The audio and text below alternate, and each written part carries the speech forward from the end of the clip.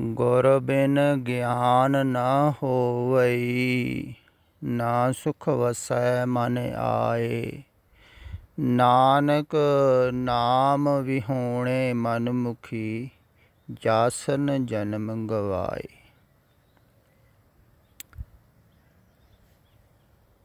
जिवें तुसीं इधरों कल सुन रहे सी भी गुरु ज्ञान नहीं दिंदा है,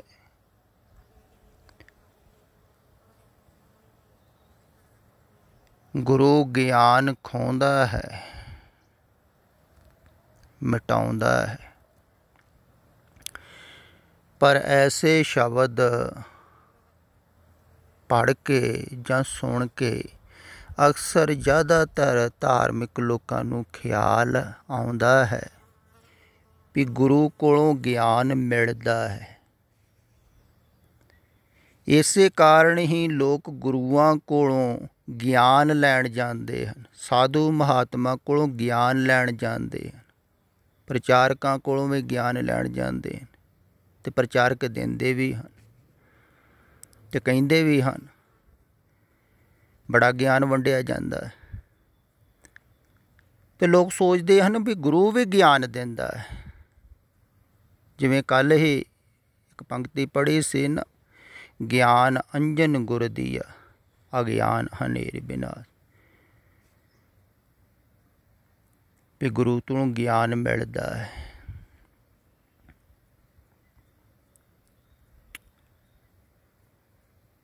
फिर मैं कहना हाँ भी गुरु ज्ञान देंदा नहीं है।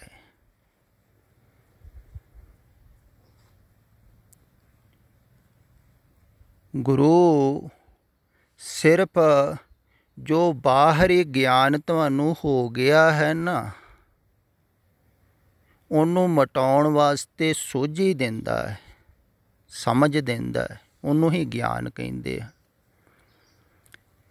ज्ञान अंजन, अंजन दा अर्थ हुंदा है सुरमा। पुराने सुरमे समय दे विच जिन्हां नूं घट दिखदा सी, उन्हां नूं सुरमा पा दिंदे सी अख दे विच, ते ज़्यादा साफ साफ दिखाई देण लग जांदा सी, जाला हट जांदा सी। इवें ही गुरु ओह सुरमा दिंदा है सोझी दा, भी तुहानूं साफ साफ दिखाई देण लग जावे भी तुसीं जो जाणदे हो ना, यह ज्ञान नहीं है।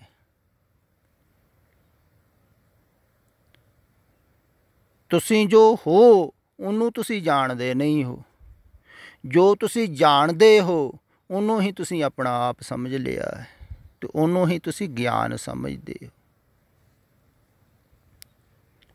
तो सिर्फ सोझी दिंदा है, समझ अंजन दिंदा है, उन्हों ही ज्ञान किया है। ज्ञान दिंदा है गुरु सिर्फ बाहरले ज्ञान नूं मिटाउण वास्ते, इदां कह सकदे हो। ते जिहड़ा गुरु दिंदा है ज्ञान, वो भी वास्तविक नहीं है, सिर्फ वो मिटाउण वास्ते है। जिवें मैं अक्सर कहना हुन्ना, शब्द है शब्दां नूं मिटाउण वास्ते। सतपुरखां दे शब्द हन, इन्हां नूं सत किया है, सतपुरखां दे बाणी वो इस करके किया है भी झूठ नूं मिटाउण दे काम आउंदी है, सत वल ले जांदी है बाणी उपदेश। ते इन्हां शब्दां नूं बाहर जिहड़े विचार तुहाडे अंदर है ते शब्द, इन्हां नूं मिटाउण वास्ते शब्दां दा उपयोग। इदां ही ज्ञान दा उपयोग हुंदा है, सिर्फ ज्ञान नूं मिटाउण वास्ते। उपदेश दिंदे हन सिर्फ समझदारी नूं मिटाउण वास्ते। ते जदों कोई उपदेश सुन सुन के तैयार हो जाता है ना, मिटाउण वास्ते अपने ज्ञान नूं, तो उदों समझ लेना चाहिदा है वह गुरु दे दर ते पहुँच गया।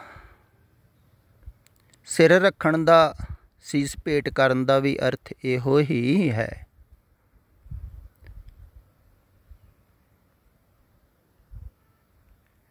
ਸਮਰਪਣ ਦਾ ਵੀ ਅਰਥ ਇਹੋ ਹੀ ਹੈ। ਮਤ ਵੇਚੈ ਸਤਿਗੁਰ ਕੇ ਪਾਸ, ਤੇ ਸੇਵਕ ਕੇ ਕਾਰਜ ਰਾਸ। ਮਤ, ਅਕਲ, ਸਮਝ, ਗਿਆਨ, ਕੁਛ ਵੀ ਕਹਿ ਲਓ, ਜੋ ਸੇਵਕ ਦੇ ਕਾਰਜ ਰਾਸ ਹੋਏ ਹੀ ਜਾਂਦੇ ਹਨ। ਤੇ ਜਿਹੜਾ ਸਮਰਪਣ ਕਰ ਦਿੰਦਾ ਹੈ, ਮਤ ਰੱਖ ਦਿੰਦਾ ਹੈ, ਜਾਂ ਕਹਿ ਲਓ ਮਨ ਦੇ ਰਾਮ ਲਿਆ ਹੈ ਮੋਹ, ਮਨ ਰੱਖ ਦਿੰਦਾ ਹੈ, ਮਤ ਦੇ ਪਿੱਛੇ ਹੀ ਮਨ ਆ ਜਾਂਦਾ ਹੈ। ਜਦੋਂ ਭੇਟ ਹੋ ਜਾਂਦਾ ਹੈ ਫਿਰ ਉਹਨੂੰ ਕੁਛ ਕਰਨ ਦੀ ਲੋੜ ਨਹੀਂ ਪੈਂਦੀ ਹੈ। ਸਾਧਕ ਜਦੋਂ ਭੇਟ ਕਰ ਦਿੱਤਾ ਤੇ ਹੋ ਹੀ ਗਿਆ ਕਾਰਜ ਰਾਸ। ਤੇ ਇਹ ਮਾਰਗ ਬਹੁਤ ਸੁਖਾਲਾ ਹੈ ਸਮਰਪਣ ਦਾ। ਪਰ ਹੰਕਾਰੀ ਆਦਮੀ ਇਸ ਮਾਰਗ 'ਤੇ ਨਹੀਂ ਚੱਲਣਾ ਚਾਹੁੰਦਾ, ਜਿਹਦੇ ਅੰਦਰ ਅਹਮ ਭਾਵ ਹੈ, ਥੋੜ੍ਹਾ ਜਿਹਾ ਗਿਆਨ ਹੈ,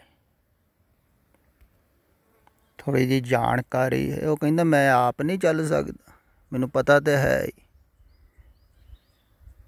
ਤੇ ਉਹ ਕਠਿਨ ਤੋਂ ਕਠਿਨ ਮਾਰਗ 'ਤੇ ਚੱਲਣ ਨੂੰ ਵੀ ਤਿਆਰ ਹੈ। ਧਿਆਨ ਦਾ ਮਾਰਗ ਬਹੁਤ ਕਠਿਨ ਹੈ।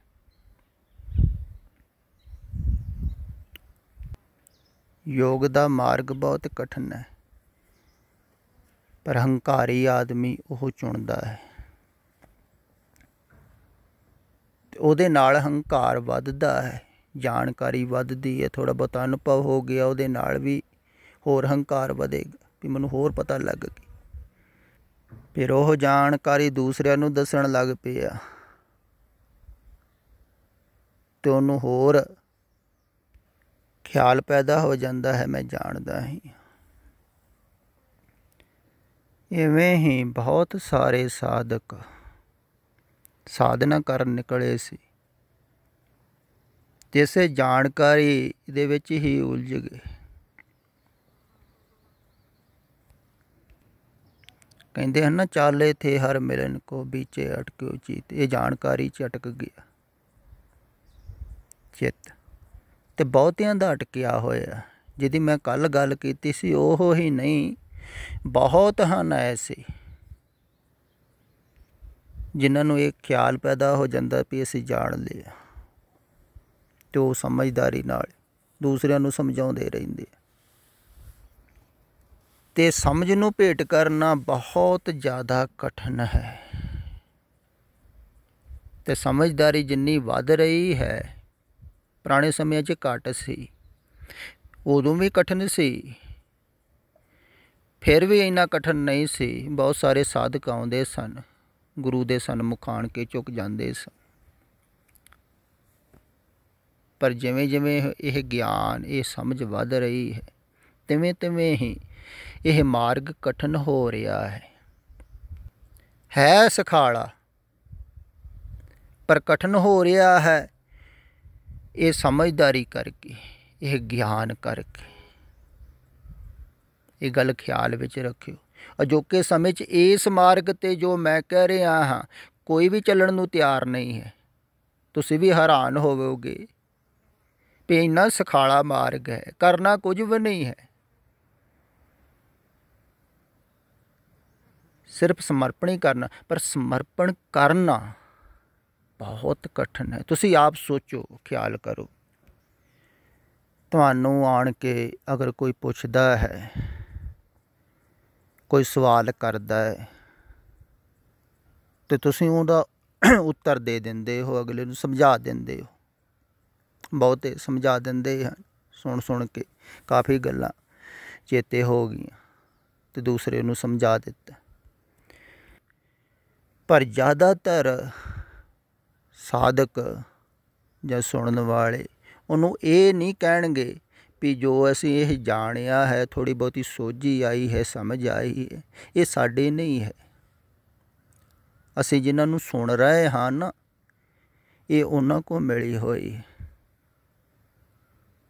ਅਤੇ ਅਗਰ ਤੁਸੀਂ ਵੀ ਲੈਣੀ ਹੈ ਤਾਂ ਉਹਨਾਂ ਕੋਲ ਲੈ ਲਓ, ਸਾਡੇ ਕੋਲ ਕੁਝ ਨਹੀਂ ਹੈ। ਇਹ ਤਾਂ ਥੋੜ੍ਹੇ ਜਿਹੇ ਸ਼ਬਦ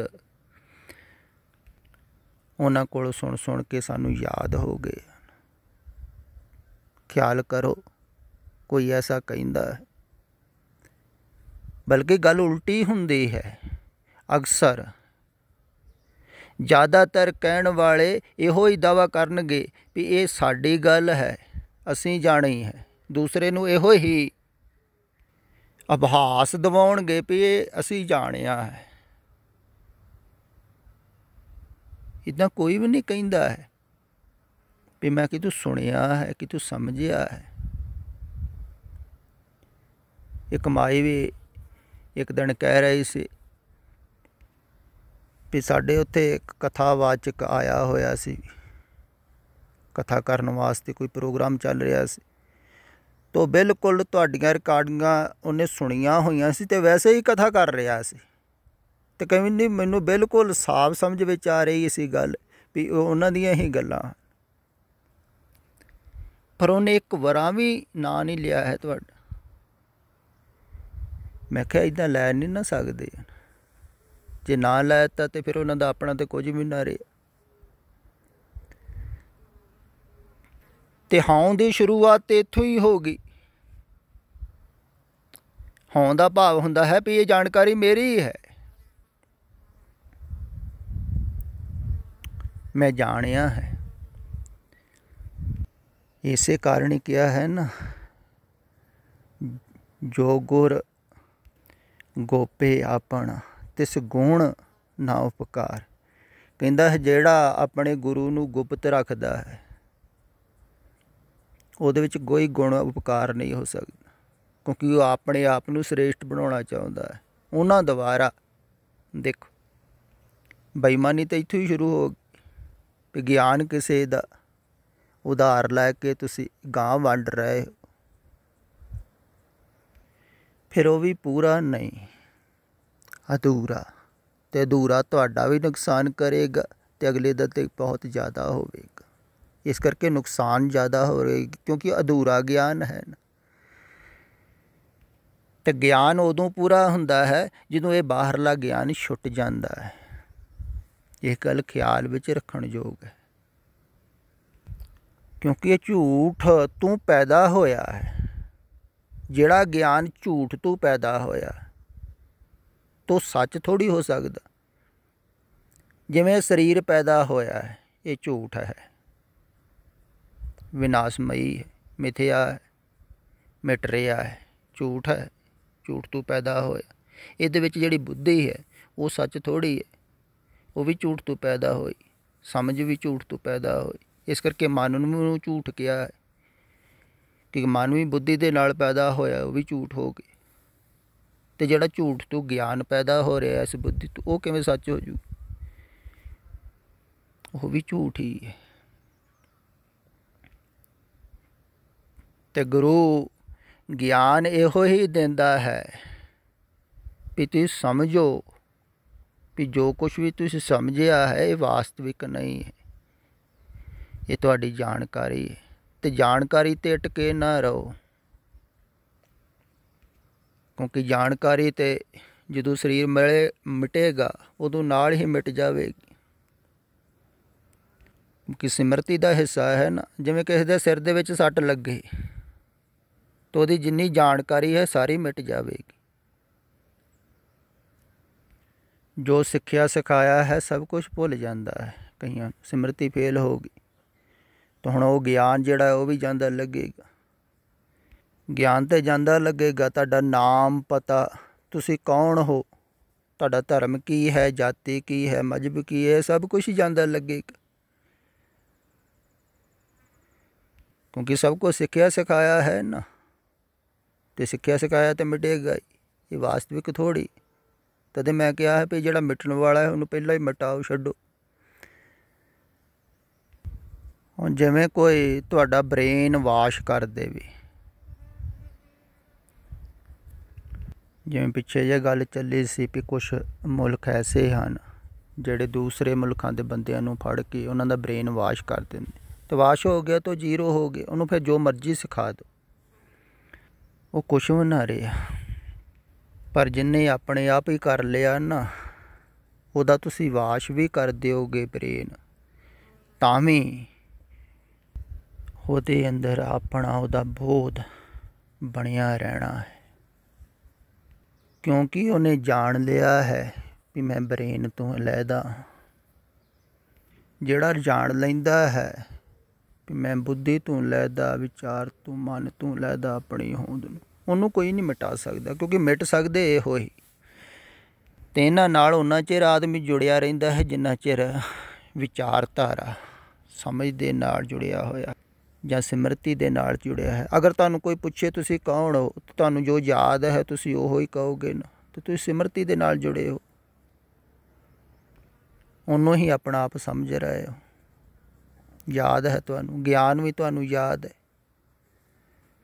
ਅਤੇ ਜਿਹੜਾ ਗਿਆਨ ਯਾਦ ਹੈ ਜਾਂ ਯਾਦ ਰੱਖਣਾ ਪੈਂਦਾ ਹੈ ਨਾ, ਉਹ ਵਾਸਤਵਿਕ ਗਿਆਨ ਨਹੀਂ ਹੈ।